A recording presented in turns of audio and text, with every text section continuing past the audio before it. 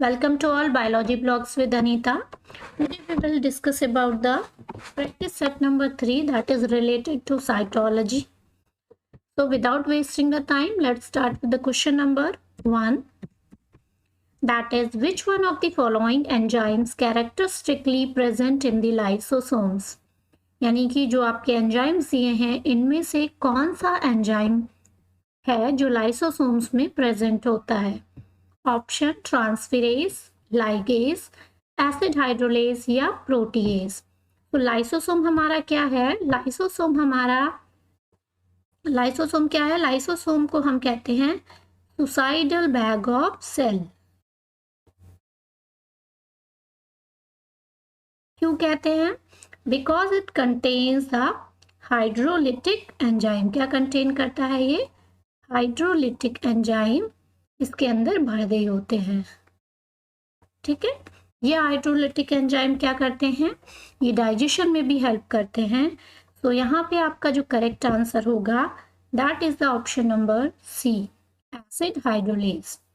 Now moving to the question number 2, which is the age period of origin of prokaryotic microbes?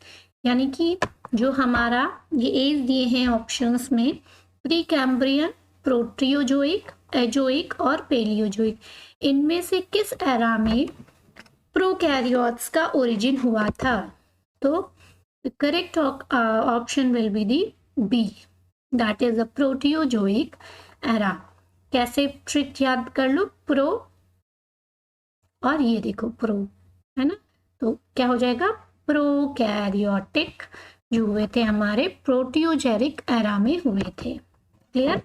Now question number 3, histones are present in. Histones कहाँ present होते हैं? Histone आपके किसमें present होंगे? Histone will be present in the nucleosome. Now next, cell organelle can be physical separated of each other. जो cell organelle होते हैं अगर उनको हमें फिजिकली सेपरेटेड करना हो एक दूसरे से, ठीक है, तो कैसे निकालेंगे? Option A is the centrifugation, microscopy, chromatography, radio active treasure. तो करेक्ट ऑप्शन क्या होगा? सेंट्रीफ्यूगेशन। हम सेंट्रीफ्यूगेशन से अलग अलग करेंगे। ठीक है, जो सबसे लेस आपका सबसे देर में जो होगा वो न्यूक्लियाई होगा क्योंकि ज्यादा कॉम्प्लेक्स स्ट्रक्चर है। Clear? Now moving to the next question, that is question number 5.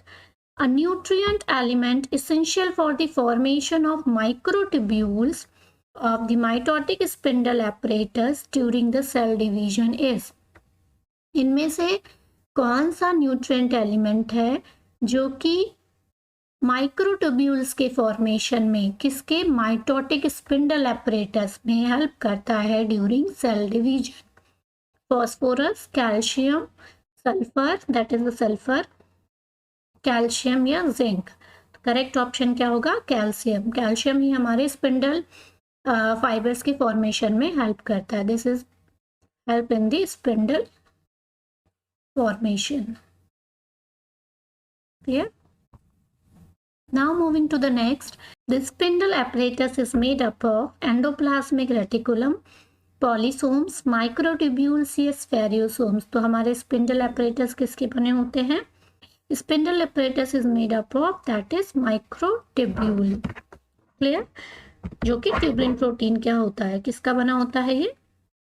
ये बना होता है आपका ट्यूबुलिन प्रोटीन का। ठीक है, क्या है ये क्या है? साइटोस्केलेटल है।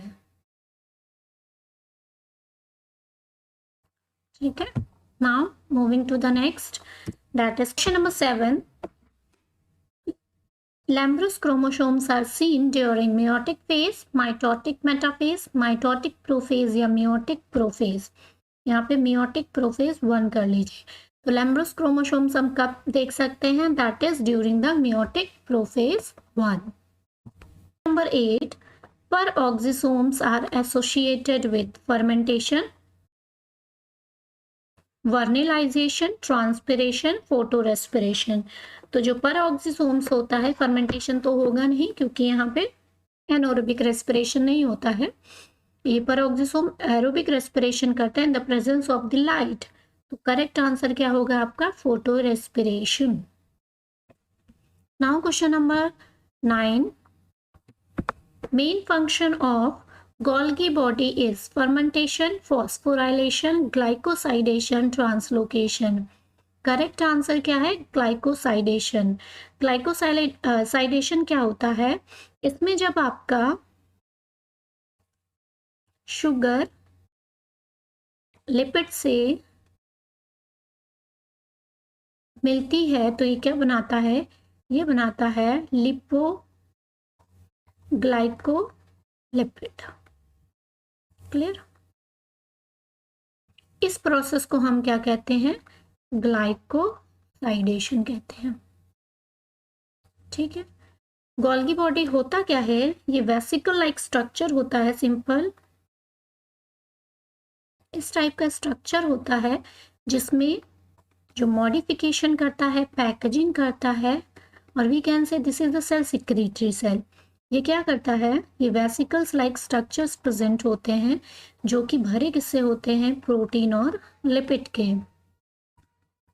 ठीक है, कुछ प्रोटीन्स के होते हैं, कुछ लिपिड के होंगे, और इसमें जब शुगर अटैच्ड हो जाता है तो उसको हम कहते हैं लिपिड से अगर शुगर अटैच होगा उसको कहेंगे ग्लाइकोसाइडेशन।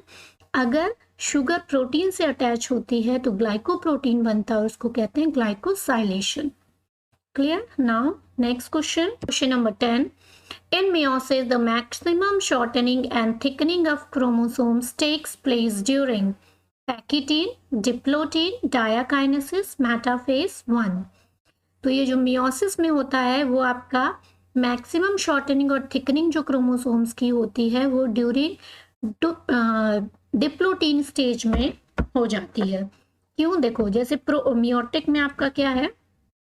जो आपका मियोसिस में फर्स्ट में, ठीक है, प्रोफेज फर्स्ट में, ठीक, प्रोफेज फर्स्ट में क्या होता है? 5 स्टेजेस होती हैं, लैप्टोटीन, जाइगोटीन, पैकिटीन, डिप्लोटीन और डायाकाइनेसिस। ठीक है, यहाँ पे आपका क्या होता है? कंडेंसेशन होता है। यहाँ पे पेयरिंग होना स्टार्ट होती है थ्रू द सिनेप्टोनिमल कॉम्प्लेक्स। यहाँ पे क्रॉसिंग ओवर होती है। ठीक है, क्यास्मेटा बनता है आपका कहाँ पे? डिप्लोटीन में, है ना। डिप्लोटीन में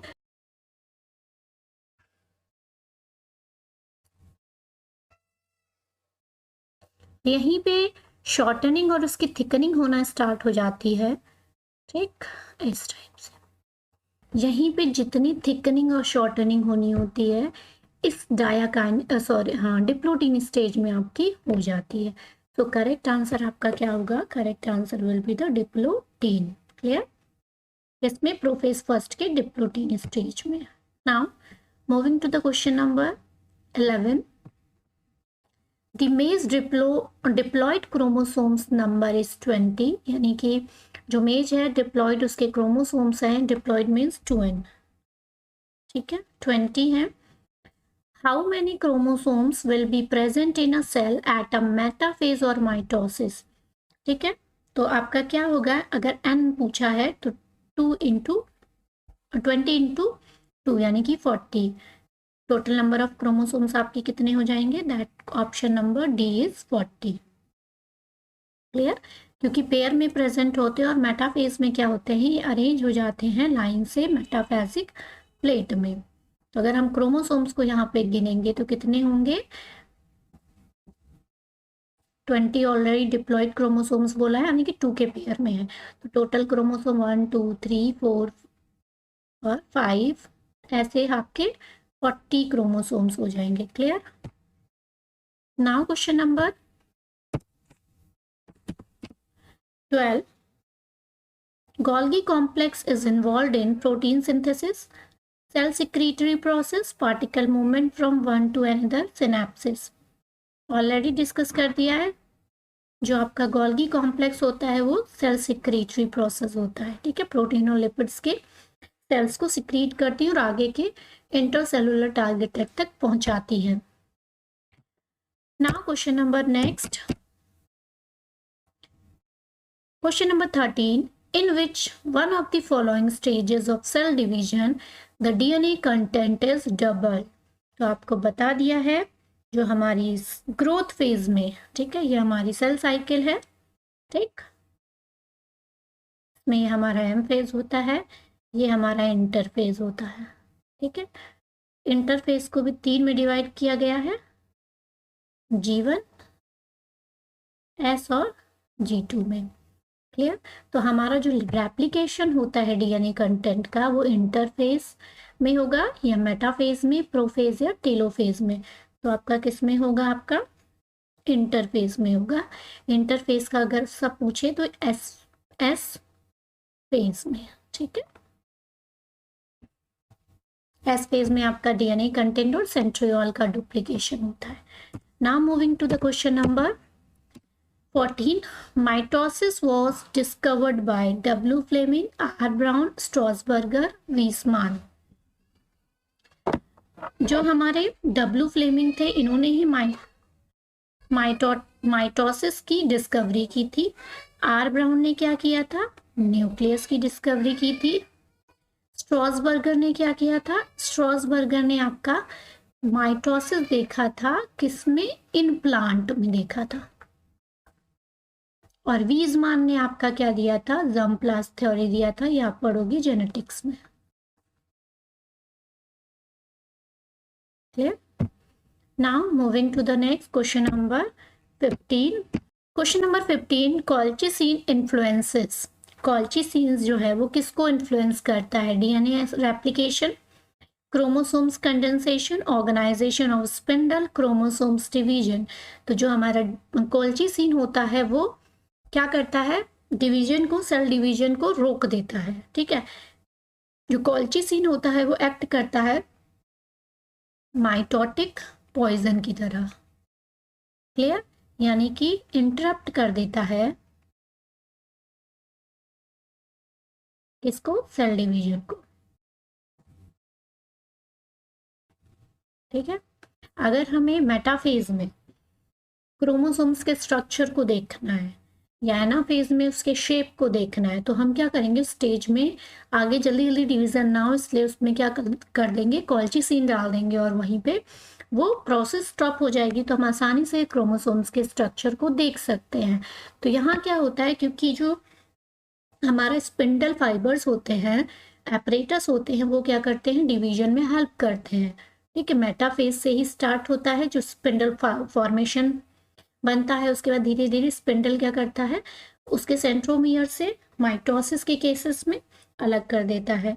और अगर हम मियोसिस में बात करें तो पेयरिंग अलग हो जाती है, ठीक। तो होता क्या है यहाँ जनरली, जो कॉल्चिसिन इन्फ्लुएंस कर देता है वो ऑर्गेनाइजेशन ऑफ स्पिंडल को, ठीक है।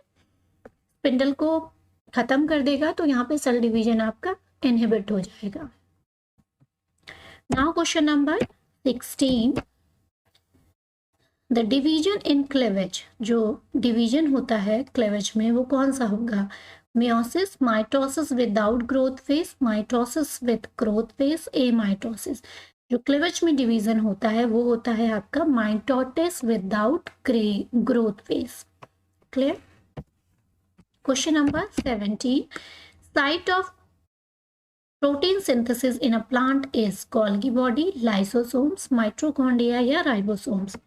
जो प्रोटीन सिंथेसिस की प्लांट में जो साइट होती है वो क्या होती है, तो प्रोटीन फैक्ट्री किसे कहते हैं हम, राइबोसोम्स को कहते हैं। क्या कहते हैं इसको, प्रोटीन फैक्ट्री कहते हैं हम, ठीक है। ये सुसाइडल बैग हो गया, ये भी आपका पोस्टमैन ऑफ सेल हो गया, माइटोकॉन्ड्रिया को power house of the cell. Question number 18, when the position of centromere in a chromosomes is in the middle part, ये क्रोमोसोम्स है, अगर, ठीक है, इस सेंट्रोमियर की क्या होगी, पोजीशन आपकी कहाँ होगी, सेंट्रोमियर की पोजीशन अगर मिडिल में होगी, the chromosomes is termed as acrocentric, metacentric, acentric या टीलोसेंट्रिक। मेटासेंट्रिक, मेटा मीन्स होता है मिडिल, तो correct option metacentric. Acentric means no centrosome, acro means just above the centre, ठीक है, एक्रो मीन्स। एसेंट्रिक मीन्स आपका ये सेंट्रोमियर एब्सेंट है। Telocentric means just below ends पे, यहाँ पे। ठीक, तो करेक्ट आंसर आपका metacentric. Next question, that is question number 19. During centrifugation which cell organelle will sediment at lower speed. अभी बताया था अगर हमें सेल ऑर्गेनली को सेपरेटेड करना है तो उसके लिए हम सेंट्रीफ्यूगेशन करते हैं। तो उसमें पूछा है कि कौन सी सेल ऑर्गेनली लोअर स्पीड से सेडिमेंट होगी during centrifugation. Mitochondria, nuclei, Golgi complex, ribosomes. Lower speed से आपकी कौन सी होगी, nuclei.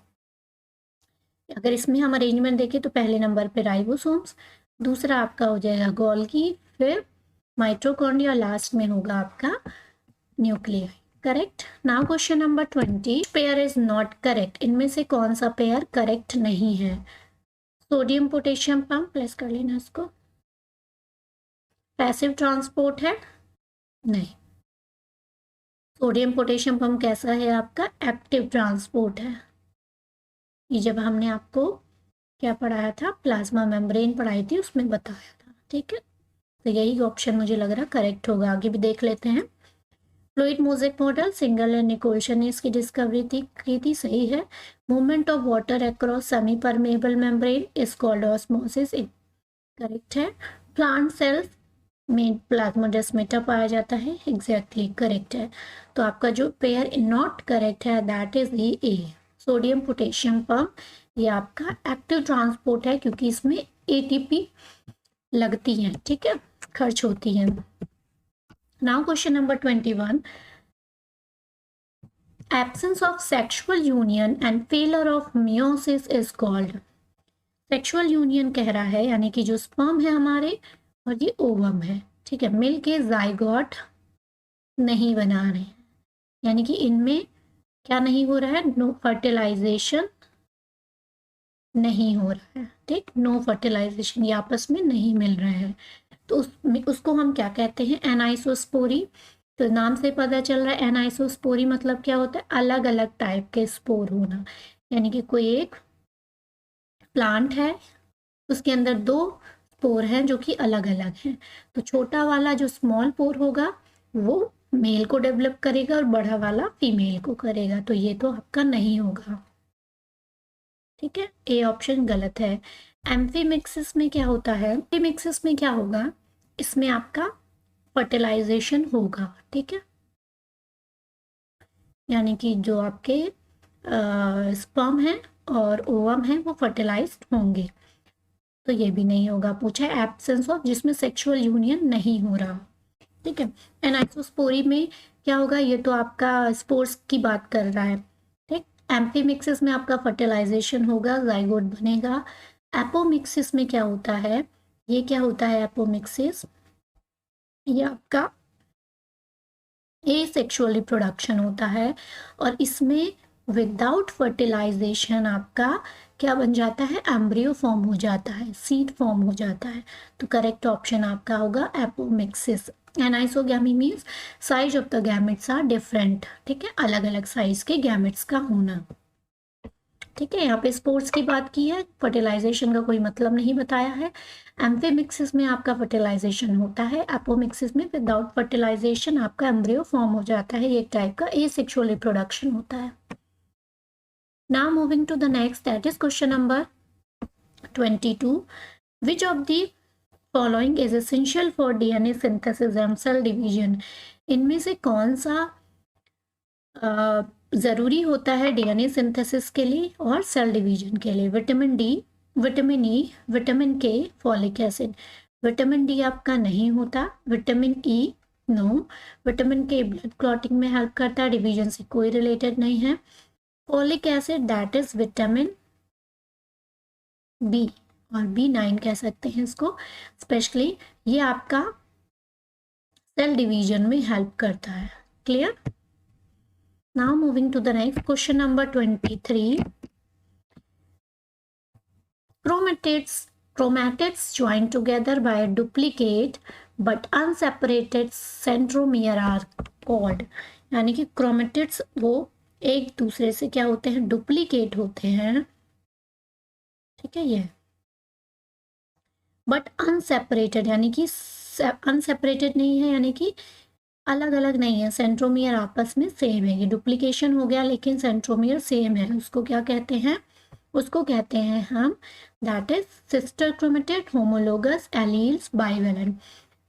Correct option sister chromatid होगा, जो सेम सेंट्रोमियर शेयर करते हैं। ये आपका क्रोमेटिड हो गया ना, ये आपका क्रोम, फिर से देख लो, ठीक, ये सेंट्रोमियर है, ये एक क्रोमेटिड हो गया, ये दूसरा हो गया। होमोलोगस में क्या होता है, पेयरिंग होती है इस टाइप से, ठीक, ये हो गया।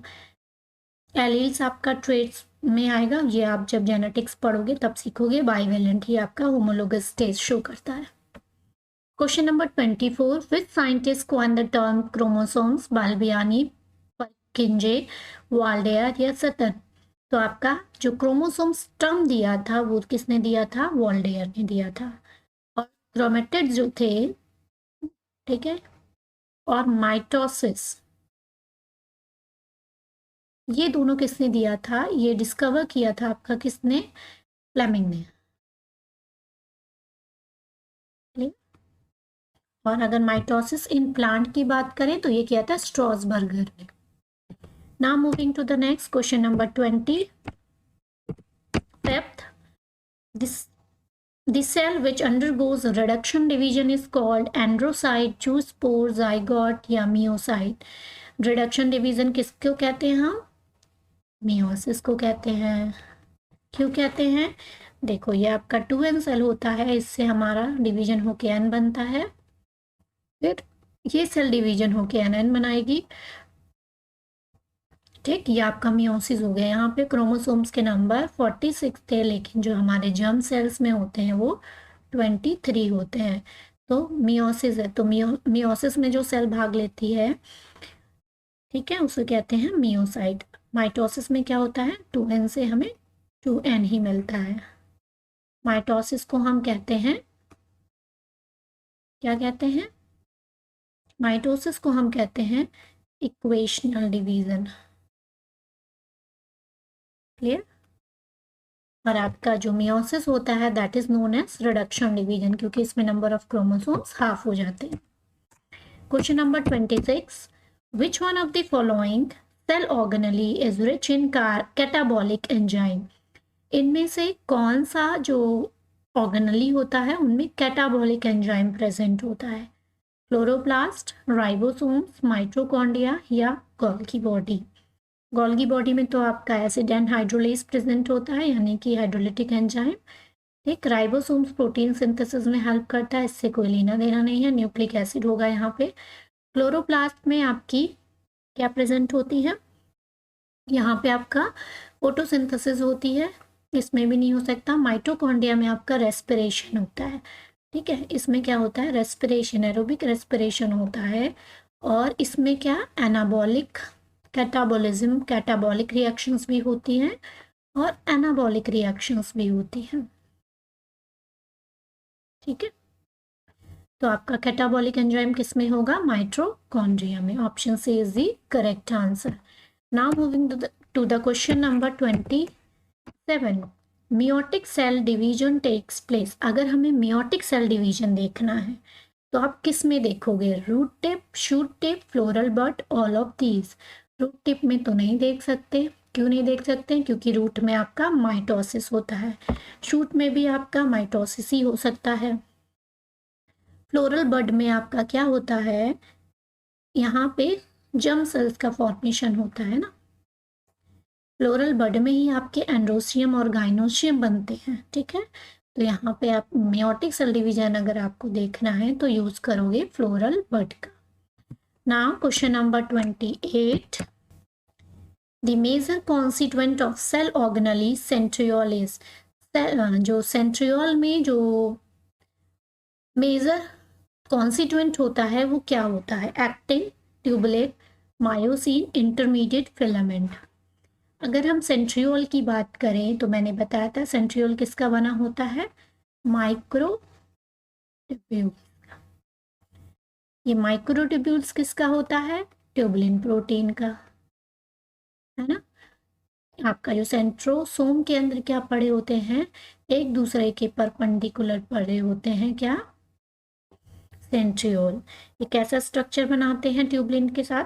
उस दिन बताया था लास्ट के एक्सरसाइज प्रैक्टिस सेट में, कार्टव्हील। तो किसका बना होगा? आपका ट्यूबुलिन। स्पिंडल एपरेटस, सीलिया, फ्लैजिला, ये सब आपके ट्यूबुलिन के बने होते हैं। सेंट्रियोल सब आपके ट्यूबुलिन के बने होते हैं। Actin and myosin muscle contraction में हेल्प करता है। इंटरमीडिएट फिलामेंट आपका नेल्स और हेयर्स में, यानी कि केराटिन प्रोटीन जिनमें पाया जाता है वो होता है। Now question number 29.